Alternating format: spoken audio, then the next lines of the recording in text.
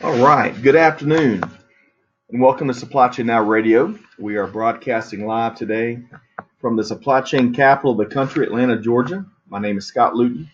I'm your host for today's session, and today we're going to be focused on the topic of supply chain marketing, learning to better tell your story so that we can influence the influencers. That's right. This will be our last webinar of the year, and it actually concludes 5 years of webinar programming on a wide variety of topics, all with the singular focus of helping to share best practices and innovative ideas. So we're wrapping up today with the ultimate cleanup hitter. Our guest today is Will Haraway, founder and lead evangelist with Backbeat Marketing. Hello, Will. Hello. Last but not least. Last but not least, big St. Louis Cardinals cleanup hitter today. I was actually more of a leadoff man in my career, just to be honest. But that's okay. I think I can get some power. All right. So if our audience can't tell, today's webinar is a live webinar. Will and I are broadcasting from an office space here in Atlanta, the headquarters of Supply Chain Now Radio. That's right. Usually a lot of these are done remotely, but we've got a great presentation today. We're going to introduce Will in just a minute, but as always, we appreciate everybody joining us here on Supply Chain Now Radio. All right, so let's tackle our ground rules here. All right. That's me. That is Mr. Will Haraway. There we are. Recent photo. So all of our attendees are going to be muted to optimize the audio experience. Now, with that said, let's make it as interactive as possible. So please do submit your questions via the chat toolbar. We'll answer as many as we have time for at the conclusion of today's webinar.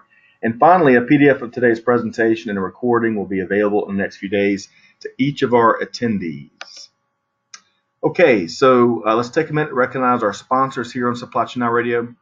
Big thanks to our sponsor, APICS Atlanta, which has been serving the Metro Atlanta community since 1964. APICS Atlanta is a nonprofit industry association dedicated to the supply chain management space. The organization offers membership and professional development, a wide range of education opportunities, industry-leading research and publications, and widely recognized professional certifications. To learn more, visit us at apicsatlanta.org. Special thanks to our sponsor, TalentStream, a WeBank certified recruiting and staffing firm that specializes in helping organizations find top talent in the engineering, manufacturing, and supply chain space. To learn more, visit us at talentstreamstaffing.com. All right, now it's my pleasure to introduce our featured speaker today. Good friend of the firm, good friend of the show, just a good guy in general. Thanks, buddy. You bet. Will Haraway, the managing director, lead evangelist for Backbeat Marketing. Hallelujah. A preacher in residency, right? That's right. An agency he founded in 2015. Will has a 20-year career in supply chain and logistics marketing, all in Atlanta, Georgia, the supply chain capital of the world. He is a certified analyst relations practitioner, by the Knowledge Capital Group, and he's helped companies including Manhattan Associates, Aptos, Blue Ridge Global, American Global Logistics, Cargo Chief, and Rubicon Global all improve their brand reputations with marketing results that help increase sales. Will was named recently to the APICS Atlanta Executive Advisory Board earlier this year, and he also serves as co-host of the hashtag Supply Chain City series on Supply Chain Now Radio. Yes, indeed. I'll tell you, before we turn over to Will here, so this marks the end of our 5th year of webinar programming. We've had literally thousands of attendees. We ought to give a big thanks to some early and critical supporters like APICS Atlanta, of course, and our former APICS Southeast District fellow volunteers that were big supporters, our APICS community for that matter. But over the years, we've gotten a lot of feedback on the variety of topics that we've covered. But one of the undercovered topics for us has always been sales and marketing. And as we're going to talk about later throughout the show here today, marketing is probably more relevant now in the supply chain industry than ever before. So on some of the feedback we got, we chose to spend more time and bring in an expert to talk about marketing with our last webinar of this year. And our first webinar of 2019 is going to focus on sales execution. So sales and marketing is being well represented amongst the end-to-end supply chain here on Supply Chain Now Radio. And with all of that said, thanks for joining us, and please join me in welcoming Mr. Will Haraway. Thank you, Scott. So let's talk today about influencers. Why do they matter? Who are they? Why do you need them? Well, as you see, I've got 3 examples here for you. These are the folks that are going to help you establish third-party credibility for your company. And it's third-party credibility that we're after, because that can result in, more prospects. It can help content for your sales team, open doors, your email marketing, all of that fantastic stuff. Journalists, those are you're looking for the truly informed journalists, ones that are providing information about the supply chain marketplace, about trends, the levers that are pulling supply chain logistics every day, and conveying that information to readers, because those readers obviously can potentially be prospects for your company. And it's not even, you don't want to just narrow your focus to the national guys. It's not just the Wall Street Journal. It's not just Forbes and Fortune and all those characters. In fact, oftentimes those guys can be the last to be informed about some of these trends, both in supply chain and technology. You really want to be able to cover your bases with the industry trades. You're not only the supply chain trades, but verticals like retails and manufacturing. People like Supply Chain Dive over in DC and RS News up in New Jersey. These guys are covering these trends because they're talking to customers and analysts every day. So it's really those guys at the national beat. Reporters, they go to the trades first to do their research oftentimes. So you kind of want to cover all your bases, and that's a good place to start. When it comes to analysts, though, that's probably the textbook definition that a lot of people have tuned into this for. To analysts are influencers. Simply put, that they can directly influence sales. They get inserted into the sales cycle with their evaluations. From certainly the ones that most people think about are the Gartner Magic Quadrant, the Forrester Wave, but there are more firms out there. There are more analysts than just the ones that work for them, and there's ways to find an analyst universe that works for your goals and what you're doing. So getting into the question of why we need them, it's they provide what you call they say messaging. It's so much different than you just pitching your business and talking about all the different things you can do. When you hear that from a customer, when you hear that from an analyst, from a third party, it provides that validation. It provides that credibility that can help open some doors for you. In terms of both analysts and within the press, it helps you communicate your overall company vision, how you're growing. Certainly, if you are a startup or public company, this activity increases your awareness to them as well. And certainly, a lot of things we're talking about today is that both of these disciplines, public relations, analyst relations, they provide air cover for your sales guys, for your marketing campaigns, with your experts, which we'll get into a little bit later. They help display thought leadership that you certainly are a leader in your industry and can help solve a variety of issues. So for sure, that's one big reason.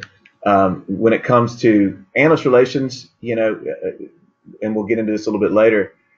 How do you reach them? You want to define what your universe is, and when you're engaging with them, establishing a cadence around their work as well as your own work, your own milestones, your own achievements, your growth points, and you want to establish those relationships that can result in the recommendations that get you into more sales cycles and can get you more prospects, more short lists, right? So how do you find them? Well, elbow grease, as Scott would say. You got to get deep in there and do some research.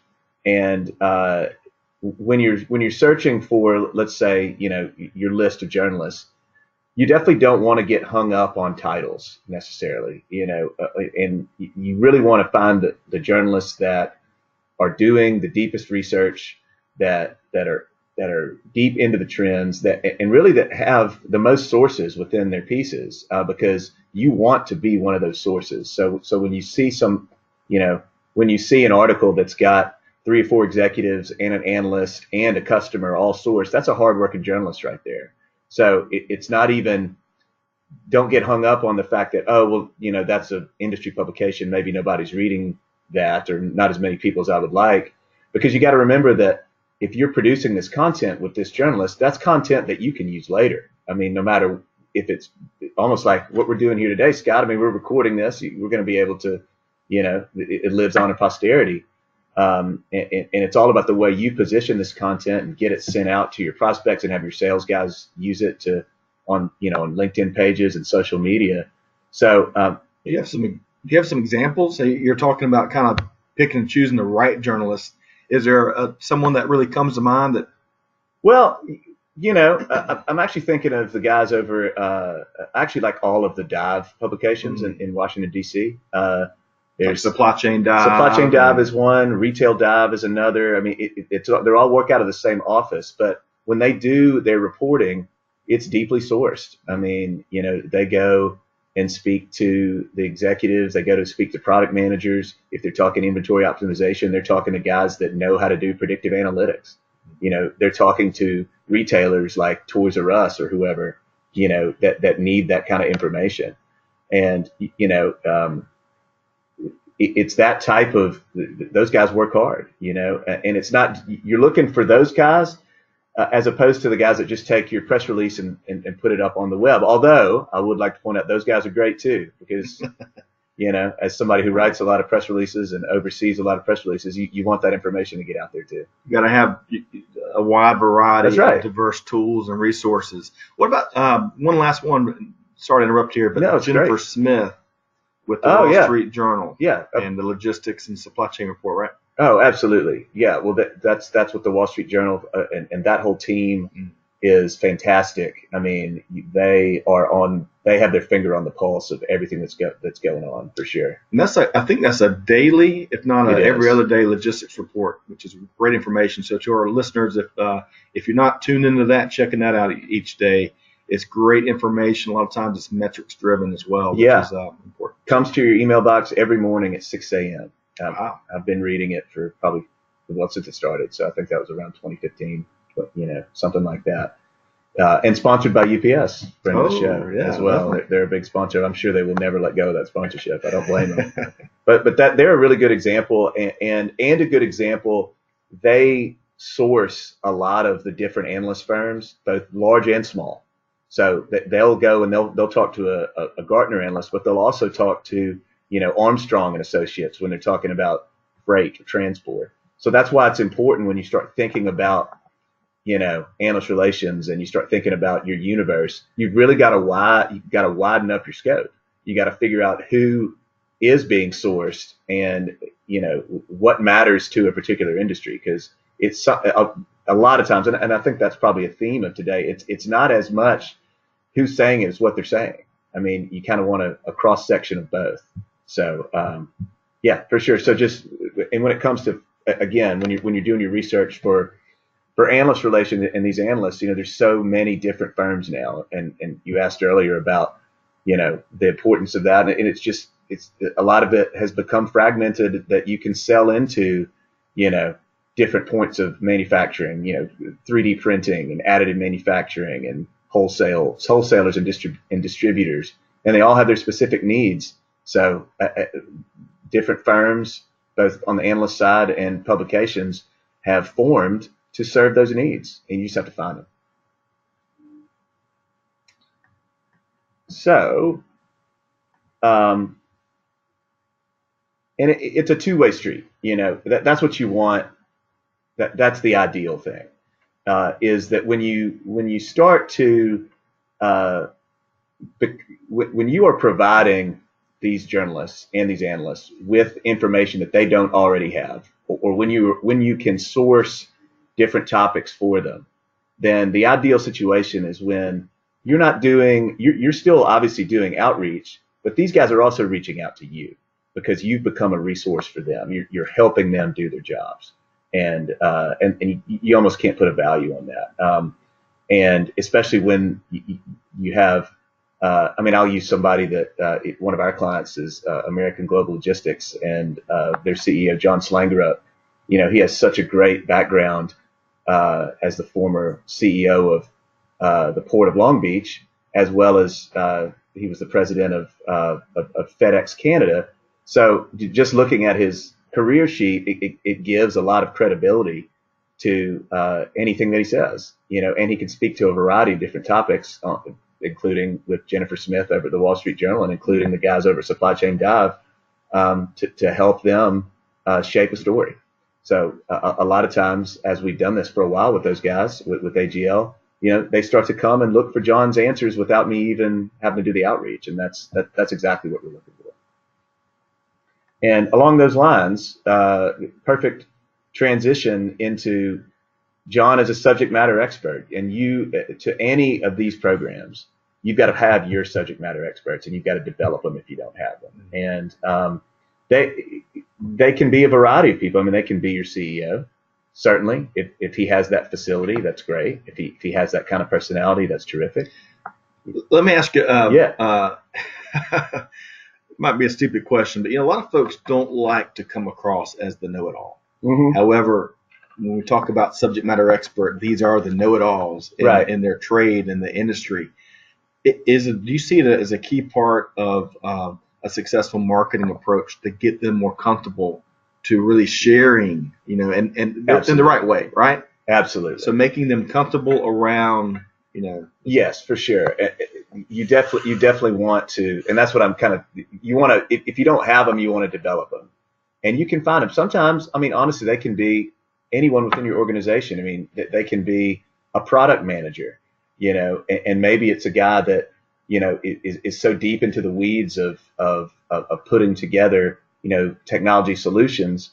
But if you're able to draw him out, you know, you can find that these guys are so knowledgeable that that they can really provide some insight. It's just nobody's really ever asked them to do it. So a lot of times what you want to do, certainly practice makes perfect with these guys, you know, and especially when it comes to analyst relations, you know, you really do need somebody that is deep into, especially when you're talking about product and vision and that sort of thing. But, you know, you can start small. A lot of times when you do start talking about public relations, people will immediately jump to, you know, the things that they read, the New York Times and USA Today and Time, or, you know, Wall Street Journal or whatever. But you don't necessarily, first of all, those are hard to do. They're hard to get into, you know, once or twice a year at best. But you can start small. You can start with, you know, a trade organization publication. Again, some of these other good journalists that are out there, and you can get these guys comfortable just getting them at bats, to use your baseball terminology from earlier. Right. You know, but so you want to find these guys and just help them grow into the role. Guys and gals. And gals. That's right. Thank you. Meant guys, you know, colloquially. Yes, I'm with you. And, you know, just as much as subject matter experts, I mean, ideally, you also want to have customers that can tell your story for you. There's nothing more valuable than that, you know, because you can make your customer the hero. There's no more powerful storyteller for you than your customer. When they're telling the story of how your company changed their business, of how you're changed their supply chain, you know, reduced turns, reduced expenses, you know, increased efficiencies, and especially if you can hang a dollar figure on that, you know, there's no better endorsement and validation for your future sales prospects, honestly, no matter what publication it is. And a lot of times when you're looking for these customers, this again is kind of a theme. You don't necessarily have to get hung up on it being a Fortune 500 company. It's really about the story more than anything. Where were they when they started with you, and where are they now, and how dramatic are those differences? It doesn't matter if they're a, you know, $50 million company, or, you know, 150 million, or a startup, or whatever. You know, what matters is the effect that you are having on their business. And when it comes when it comes to analyst relations, they really are actually essential. You've got to have them because that is the only real way to move the needle for analysts. And by the needle, I really mean the dot, that's in that magic quadrant or in that wave. They're going to need to talk to your customers. But the thing about that, and we can get into this a little bit as we go, is that stuff is all confidential. So there's different types of customers you can put in different types of buckets, and ideally you can put them in both buckets. But sometimes there are some customers, that they're just not going to be able to talk publicly about what they do with you because it's their secret sauce. A lot of times this happens in the grocery industry where margins are, ridiculously thin, so they just can't or aren't willing to tell their competitor that what particular inventory optimization solution they're using, because that gives them a leg up even for a quarter that maybe their biggest competitor doesn't have. But that doesn't mean that they still can't talk to Frost and Sullivan or or Gartner or Forrester for you, because that's all confidential. So you can put them in that other bucket. They can still be your hero in another way, in another story. And this is an image of you in college, right? Artist, yes, artist representation, University of Mississippi. There we go.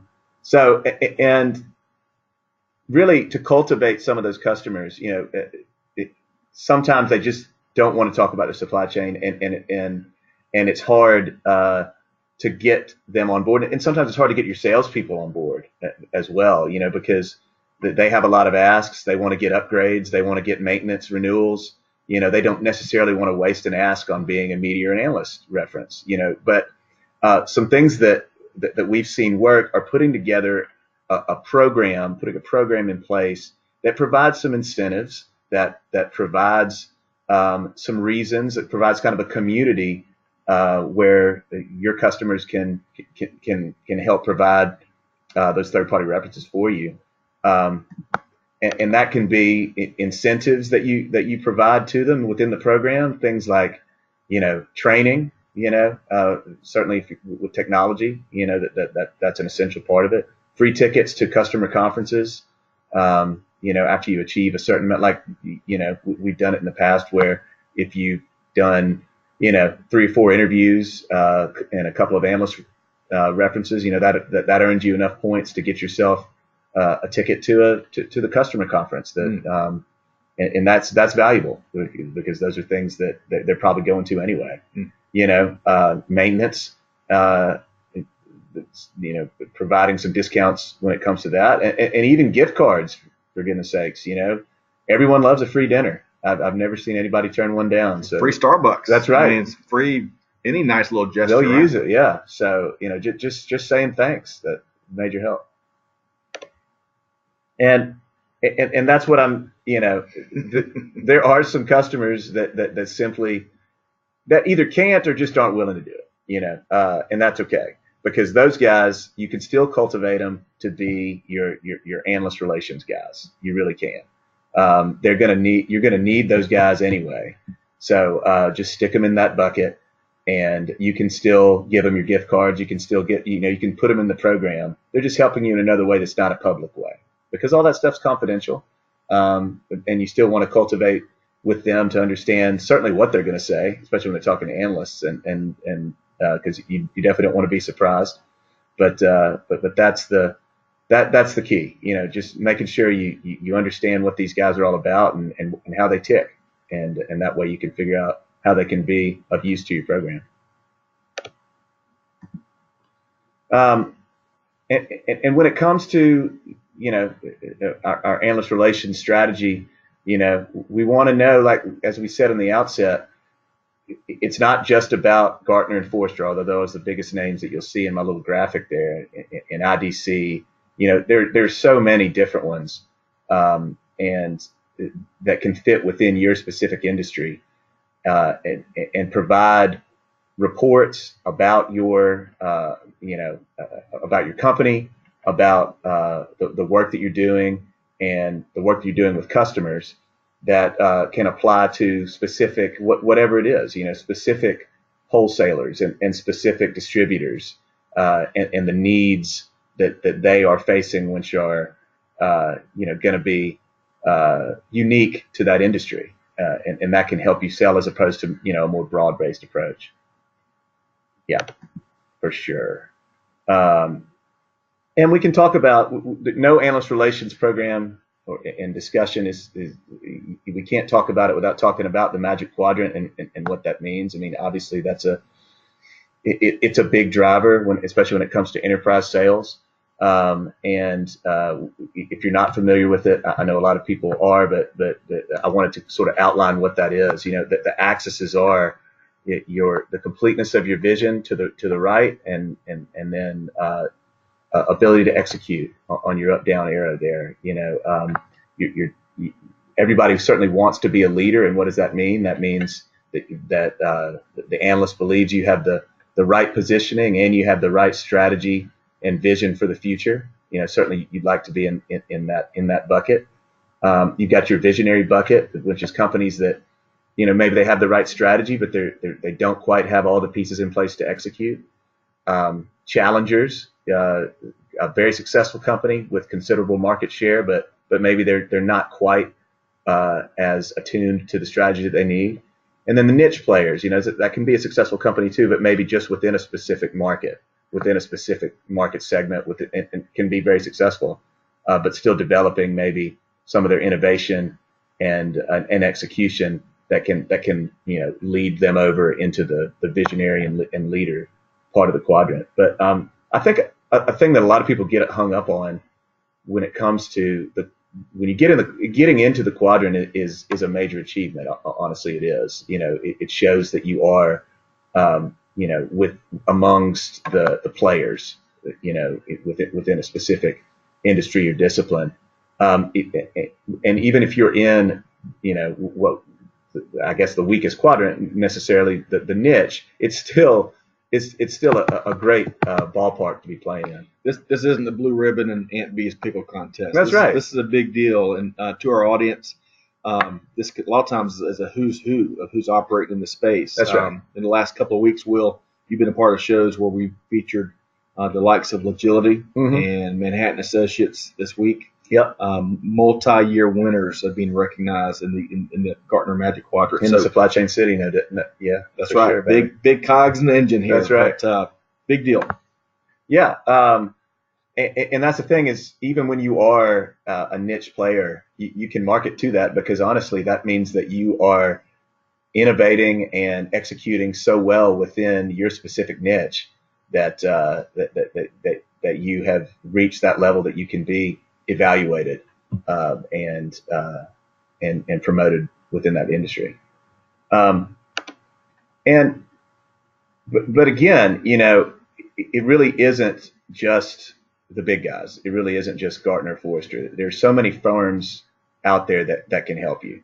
In a lot of ways, you can think of Gartner and Forrester too, almost like a best of breed supply chain provider, because they have a solution in this metaphor for every niche and for every discipline.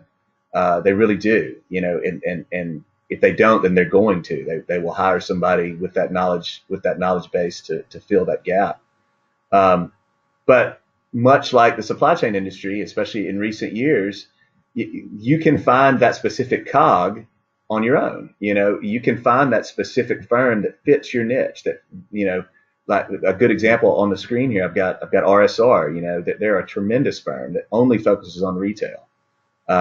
So they can be a wonderful voice and a guide for you. In fact, Everest Group is another one that's very specifically focused on logistics. And it's almost like, again, you think about the best of breed, and then you think about, just a supply chain planning provider. It's sort of the same idea. You want to create a universe that has all of these guys involved, because you can use these reports, and a lot of times, to be honest, they are less expensive than dealing with some of the bigger firms. And you can use these reports to support the things that you're doing in your sales program and in your prospecting program. Yep. And so when you're building relationships with certainly with journalists and certainly with analysts, honestly, it is a lot like a sales cycle. It is a lot like a sales lead. I mean, you'll probably see these exact steps on a lot of sales execution training. I mean, you want to set your goals. You want to figure out, what is my goal with this particular journalist? What are their needs, and how do I reach them, and how do we get to that goal with the analyst? How far out is their next report, whatever that is. Be it a Magic Quadrant, or be a Forrester Wave, or a Frost and Sullivan report. How far out do I need to start engaging them, and go from there. You want to stay. You'll see here number 2 is to take aim, and that really is just be very specific about what you're looking to do, and how you're looking to do it, and what you can offer these guys.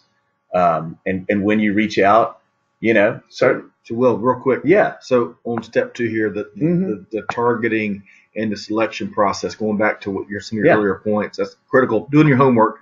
Absolutely. And making sure then step 3, you're reaching out to the right. That's right. Resources. Even if you don't have all your questions answered, or if you're a marketing newbie like myself, sure.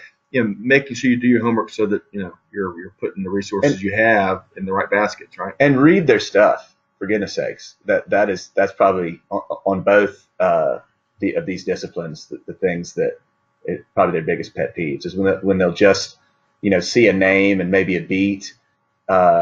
Without when you're doing your outreach, and you haven't read their style, and you don't know specifically how they report, or how they manage their beat. You want to read as much of their stuff as you can, and then you can refer back to it and say, as you said in this piece, or as you said in this report, and give an example of where you can make a fit, where you can fit in there.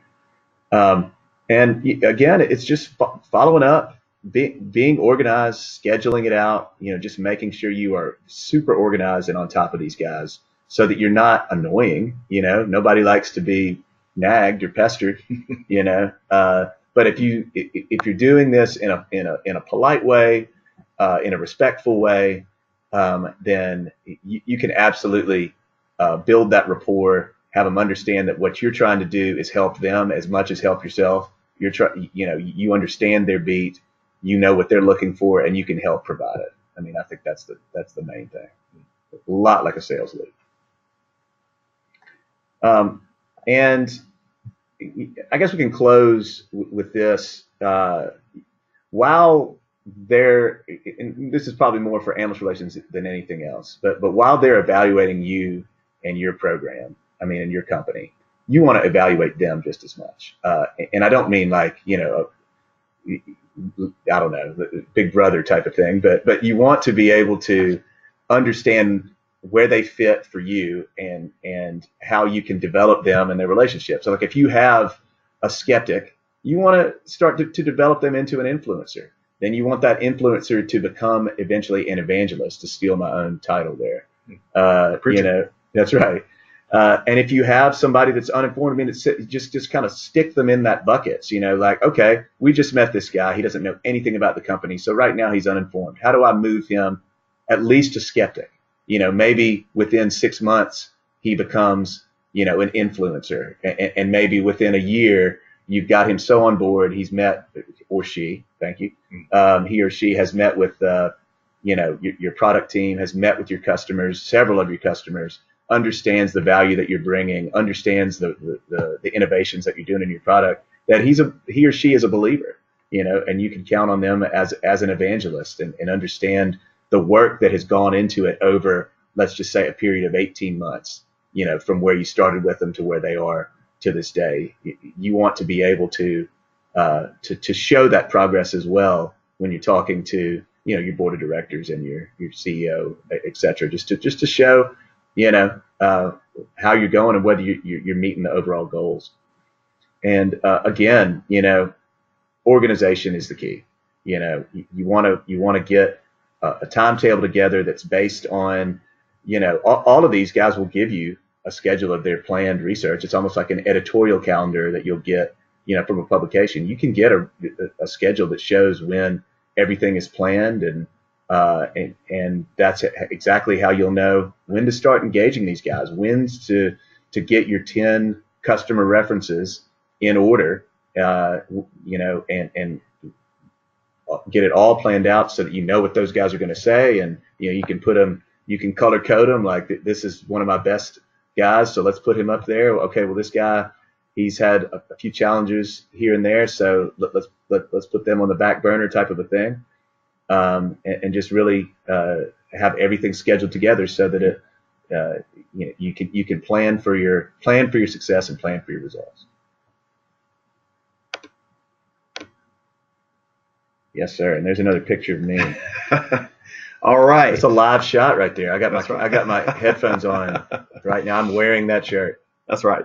Well, Will, thanks so much. And to our audience, this is your opportunity to pose your questions to a supply chain leader and a market, but certainly a marketing subject matter expert. Will has done it with the big companies and some of the small companies and companies in between, and he is a source of great expertise and really practical know-how. That's what I'm after, right? There's so many. That's the idea. Yeah, in this day and age, there's so many different ways and so many different tools and so many different promises that are out there, right? But then there's a practical way of doing things, whether it's traditional or even some of the new progressive stuff. So we're going to open up the Q&A session at this point. So if you've got a question, please submit it via the chat toolbar, and we're going to pose those to Will over the next. Will, what time do we have on your end there? Do you have a? Let's say 12:35. Okay, so we're going to take the next 15, 20 minutes to take questions. We've got already a couple teed up. Again, to our audience, use the chat toolbar to submit your questions. We'll pose those to Will.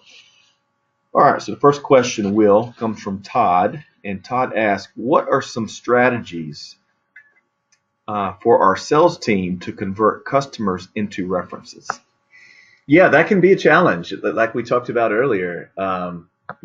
Because especially in enterprise sales with such a long lead time and renewals, those guys do have a lot of asks, and they really sometimes do not want to add to those asks. The way we were talking about, building our schedules out, that's the way they do theirs a lot of times, and understanding that they're like, okay, now is the time I want to hit them up for, a maintenance renewal, or now is the time I want to hit them up for an upgrade or the new products coming out.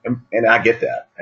We get that, as a department. But some things that you can do, if you can have the conversation as early as possible, that's great. Especially right when they sort of come on board is a really good time. As long as everybody understands, like you sort of come out with it on the front end, hey, the relationship just started 6 months down the road, things are going well, could we start talking to you about being a reference for our public relations and analyst relations outreach? Just as simple as that. Just get it out there. Got to start somewhere. Yeah, just get that out there as soon as you can. Just make it part of the, almost the signing party. And speaking of which, you can actually put a clause. A lot of companies do this. A lot of clients that I've had and companies that I've worked for have done this.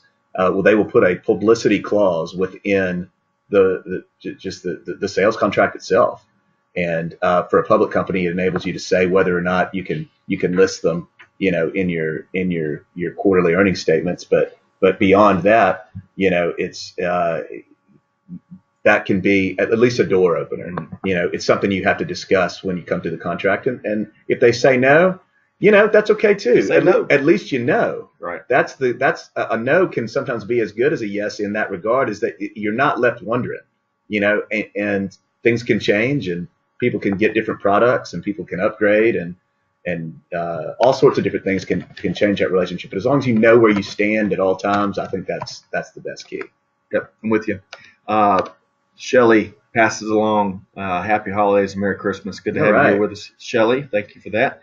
I'm usually careful about recognizing folks that submit questions, but I'm going to recognize this next person. Okay. So Steve Rudnicki joined us. He was on with us Tuesday as well. So Steve is an APICS leader, former Southeast District Manager for that level of APICS, and now he's on the National Partnership Development Committee, I think is what it's called. But he's been a long-time APICS leader, big supporter of the webinar series. So I want to say a big thank you to Steve. And Steve also has a question. Mm-hmm.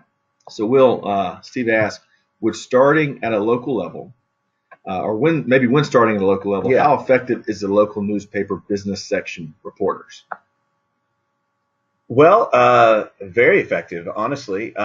It really depends on your goals. A lot of times local um, can help with, depending if we're talking about enterprise sales and technology sales, that sort of a company. A lot of times it really just helps with brand awareness and within your own market, and it helps with recruiting, helps with networking, sure. But there are, and growing here, a lot of different. Just speaking about Atlanta, the Atlanta Business Chronicle does a good job, as far as from a technology level. And then our friends over at Hypotamus with Holly Beelan, I think they do a tremendous job of supporting Supply Chain City, as a matter of fact, and focusing on the different companies here. We're unique in Atlanta, I would say, simply because of just how many companies and leaders that we have here. Like, as you mentioned, Manhattan Associates, being one. Blue Ridge Global, American Global Logistics, all falling into Logility, all falling into those buckets. But even, the other things that we talk about a lot, Scott, the Georgia Tech, the Innovation Center, all of that infrastructure, it provides a good level of knowledge that helps make at least Atlanta locally be a really great place to start when it comes to supply chain marketing. Absolutely. And when I hear the word newspaper, I'm still, even though it's all been digitized, I still think of the, Aiken Standard that was at the bottom of the driveway every afternoon. But these days, newspapers, they're getting so much more digital reach that regardless if it's a small town paper like my hometown or something like the AJC here in the Supply Chain City, there's all kind of different ways you can leverage it. But what I heard you say, Will, which is I think really important, whether it's marketing or elsewhere, starting with your goals in mind and kind of working backwards to find the right resources. That's right. And when it comes to local too, especially when you're dealing with customers, I mean, or when you're entering a new market, that can help. I know our friends over at Rubicon Global that they would enter markets with some of their waste technology, and you could market right there with those guys with the Louisville local papers to explain what's coming, because that explains to the consumer and to the business community that this company has arrived in their market. That's certainly a great way to start on a local level. Yep. Great question, Steve. Thank you for that. Thanks, Steve. That's great. Happy holidays to you, buddy. Definitely. So next question comes from Amanda. Why do you think is marketing so much more relevant now in supply chain than say 20 years ago? I mean, I think that's a reflection of really, I mean, honestly, just the digital world that we're living in now. It's so much easier to stand up a specific public. It's easy to find your tribe. I know we talk about that a lot when you talk about politics and music interests and stuff like that. We don't talk about that too much. Right. The tariffs, one of your favorite go-to, but we try to shy away. But anyway, find your tribe. Find your tribe. Right, exactly. But you know what I mean. When it comes to the internet and the digital world that we live in now, you can find your people. You can find your niche, and that's what's happened a lot with all kinds of publications, but certainly with supply chain, is that you've been able to find the people that are focused on predictive analytics, let's say, or on omni-channel retailing, these little buzzwords, sure, but there are, 4 or 5 publications for both of those, and there are, 4 or 5 firms, analyst firms that have formed just around those marketplaces just to serve them, because, now it's easier than ever to become, just to take that path. Maybe you're a former supply chain executive, and you are intrigued by the fact of maybe you've done a lot of speaking and you've done a lot of networking, and you'd like to become an analyst. That's a possibility for you. You can you can go out there and create a firm when you find some like-minded individuals and get the proper training and certifications. I mean, it's possible. Certainly, it's possible to, to start, not to go back to them, but I mean, I think that the supply chain dive and the way that they have developed their entire organization is just smart. That they've gone out and found freelancers. They've got day-to-day people, but they've got former execs. They've got guys and girls that have written for different publications and brought them into the fold. And I think it's that much easier to find these people now than ever before. Digital reach, absolutely. Digital reach, yeah. Okay. Yeah, Supply Chain Dive, great resource. Again, if you're a supply chain professional online with us here today and you're constantly looking for new resources, if you haven't stumbled across Supply Chain Dive, check that out. It's that and the Wall Street Journal logistics report are terrific resources. Daily reads. Yep, daily reads. Next question comes from Shelly, friend Shelly here. All right. What are your top pointers for a small business? What are your top pointers for a small business to build its brand rather than increase marketing in the? Okay. Let me decipher that. Okay. And while I do that, I'm going to pose one more question. This is live webinars. That's right, man. We love it. Shelly, I'm going to shoot you a note. We'll clarify that question. But in the meantime, this next question is from Kenya. If I'm launching a new product, at what point do I get analysts involved? Oh boy, that is such a good question.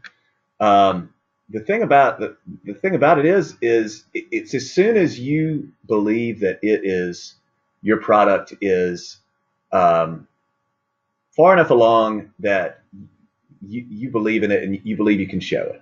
Honestly, you don't. Now you want it to obviously to do the things that it's designed to do, but if you can get an analyst involved as early in the process as you can, they really do love that. They really it gives them a level of investment in you and in your product, especially if some of their suggestions might make it into sort of the final tweaks. That's a great, that is a terrific way to engage these guys. And to be honest, they have seen all of the products more than likely. So they have valuable advice for you. Maybe they can stop you from going down a path that maybe you don't need to go down to, or maybe there's something that you haven't thought about, and you get them engaged early enough in the process. They're not going to ding you for it. It's helpful for them to understand how your product organization works and how the thinking goes and the reasons behind the choices that you're making. So I would say, it's tricky to say exactly when.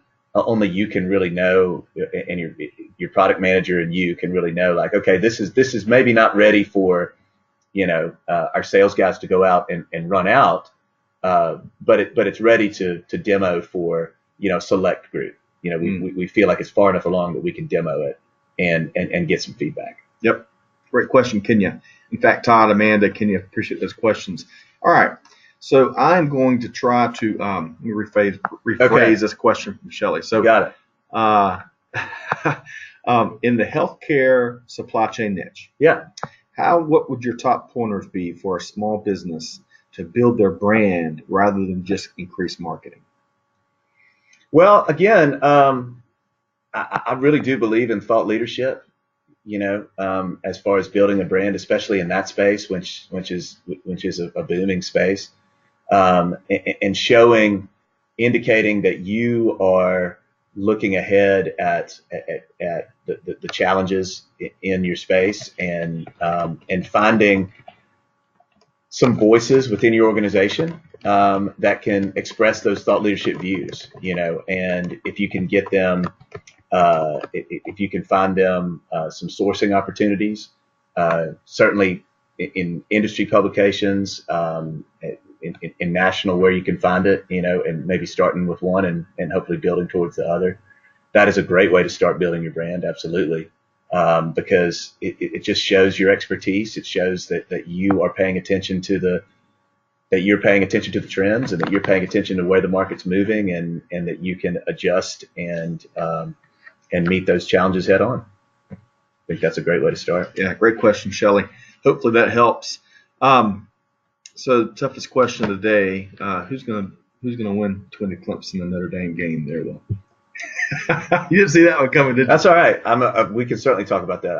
I would think that Clemson would handle that because they along with Georgia and Alabama would seem to be a cut above all the other teams from all that I've seen. And Steve, that was for you. I know Steve Rudnicki is a huge Notre Dame fan, so we're going to have to put a small little wager on that. Well, as usual, they got to play somebody. He says boo. Yeah, I don't blame them, but they got to play somebody. That's the deal with them every year. So football is kind of like our tariffs. You never know when you're going to slide down into the pool of politics. So just kidding. And Tom Petty, we can throw that in there always. So one last question before we wrap up. I think this is an important question for our audience members. Many of our audience members may not be on marketing teams. They may not be a part of developing marketing strategies for their corporation or company. Some will, but let's tie this in what you're sharing to personal branding and branding yourself and who you are and your background. That, social media. That's a big driver of say, LinkedIn, right? Mm-hmm. For those folks that either they're looking for a new engagement, they may be consultants, or they may be looking for a new job, and how that brand kind of sells themselves. No doubt. Give us some pointers there for folks that may be looking at this a little bit differently. Well, yeah, I think, and this is the same with a lot of marketing, is that you don't necessarily want to always be selling. You know what I mean? You don't, and that means selling yourself as well. You don't always. It's not always about you. It's good to take ownership of some points of view, and maybe that's where you're able to start a conversation about what is important to you. You brought up the fact of tariffs earlier. Yes, we do like to talk about tariffs a lot on supply chain. It's a big deal. It's a big deal. We do, because that's one of the things that is affecting this in 2018 and certainly moving in 2019. That is affecting the supply chain. I mean, it's what the shippers are talking about. It's what the exporters are talking about. It's the customs guys. They all have to think about these things now. The ports. I mean, the port of Savannah. We've talked about that a couple times. How people are rushing their shipments. But that's a good example of taking an issue and following it, and maybe you become somebody that other people rely on for that information, be it from your LinkedIn feed or your Twitter feed or whatever. Maybe it's a blog. MySpace. Tom, he's still out there. He's waiting. Tom is waiting. but that's exactly what I'm talking about there. If you become that resource, what, I know that Scott is going to talk to me about, Scott is going to talk to me about tariffs. He's going to post something on tariffs today on Tuesday. And I'm going to go read that, while I'm on the MARTA train home or whatever, then you become that resource. And you're not necessarily talking about Scott Luton. You're talking about an issue that you believe that you are interested in and have some knowledge in. And that starts to seep into your own brand, is that you follow these types of issues, that you're knowledgeable about these types of issues, that you can speak about these types of issues, and that your opinion is valuable when it comes to those issues. So that would be, and just you don't always have to talk about, you don't have to put up what you show your what you ate for breakfast, show your meals, or where you're hanging out, or what cool fancy drink you got in Midtown, whatever. Well, it's good stuff. We can't really talk enough about improving our ability to tell our stories and storytellers. Leadership is a big part of influencing others, and so appreciate you spending some time with us today, Will. It's been a pleasure to collaborate with you in 2018. We're looking forward to some big things ahead in 2019. Speaking of which, we've got you on our podcast next week. Yeah, where we're gonna, again, it's gonna be the Supply Chain City series, broadcasting live from the Atlanta Metro Chamber. We're gonna have the, speaking of tariffs, common theme here, Chief Economist of the Metro Chamber. He's going to be talking tariffs and global economics. We've got Mike Wasson, Chief Operations Officer with Tosca, joining us for that session, as well as Kevin Reed, founder and CEO of the National Minority Truckers Trucking Association. So good stuff there. You'll be with us all day. We got all day. with That you. is great. I mean, that's going to be we're really covering the bases on that. I mean, We're trying hard. That's an exciting brief. Supply chain for the people. All right, so that wraps up our Q&A. We're going to wrap up today's live webinar on a couple of final points here, if I can find my slide. There we go. So first off, Supply Chain Now Radio rolled out a text to subscribe feature a few months back for those that regularly participate in our webinar programming. So if you're a regular attendee and you get tired of registering one-off on each of our webinars, use this text to subscribe feature to be auto-enrolled for all of our webinars. So all you got to do is text supply chain to 42828. We'll take it from there. It might make your life a little easier, and that's one of our main goals here at Supply Chain Now Radio. Right, Will? That's right, man. All right. Secondly, a couple of final announcements here. All right, so we talked about the December 19th live broadcast from the Metro Chamber. Our next we have two more podcasts this year to close out. December 21st is our hashtag Leadership Matters series with Bo Groover of the Effective Syndicate. We're going to be featuring Dave Maddox, president of the CSCMP Atlanta Roundtable. Dave's also basically a co-chair of the Atlanta Supply Chain Awards and a senior leader with Envision Technologies, which is another great technology firm right here in Supply Chain City. I mentioned on the front end here, sales and marketing. We're going to wrap up the webinar series this year on marketing, and we're going to kick off our first webinar of 2019 on sales execution. We're going to be featuring Rusty Wiley on January 17th. Rusty is with Team One Logistics, another big player in the supply chain space. Rusty is going to share tips on improving your sales execution in the current technology era. And everyone's selling. Whether you think you are or not, everyone's selling. So that's going to be a neat webinar on the 17th of January. Finally, we're kicking off the year. A lot of work here to do. January 30th, we're going to be featuring Elva Pareja Gallagher of Show Me 50. She's also chair of our APICS Atlanta Gender Gap Task Force. She's going to be presenting a webinar on her leadership lessons learned in 2018. That's going to be an excellent webinar. Yep. Will, tell us about the 2019 Atlanta Supply Chain Awards. Oh, my goodness. We are so excited about those. The deadline, I believe, to nominate January 25th. January 25th. You can find all of the awards on Atlanta Supply Chain Awards.com. You got Thank you. Yes, but it's going to be over at the Buckhead Club. Thanks to Scott, which we really appreciate. That's going to be fantastic. And Backbeat Marketing is one of our media partners. Yep. We appreciate that. Yep. March 12th, 2019. Yep. And I'll tell you some of the nominations that we have to share with you. Just one second. But there's so many great categories, and we are looking for nominations as we speak. Yep. So manufacturing excellence, sustainability excellence award, transportation provider of the year, freight forwarder of the year, sourcing excellence award, as Scott mentioned, manufacturing excellence award, warehousing and fulfillment excellence award, supply chain innovation of the year.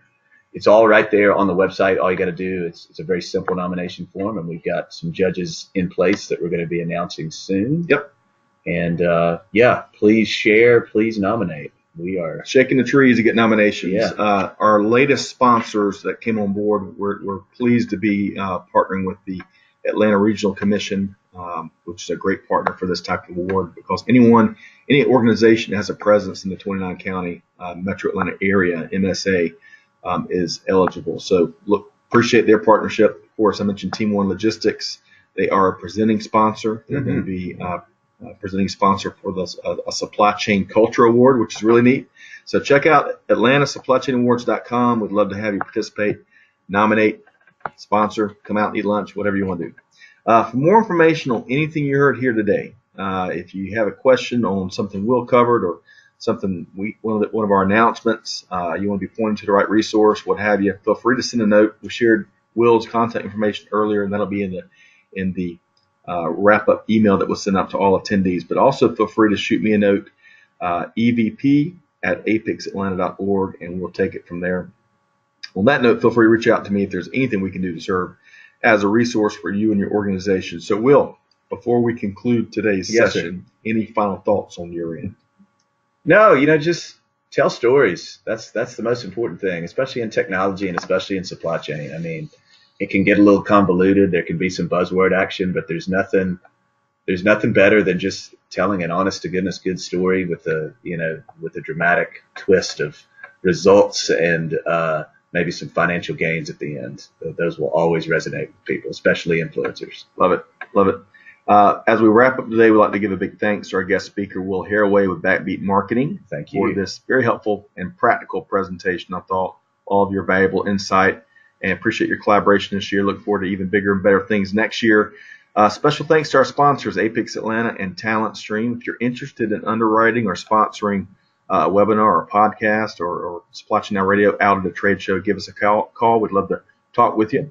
Of course, a big thank you to our audience for participating. On behalf of Supply Chain Now Radio, this is Scott Luton concluding today's episode. On behalf of our entire team, we'd like to wish you and your families a wonderful holiday season. Very Merry Christmas, and we hope to reconnect with you again real soon. Thanks, everyone. Remember to tell some stories.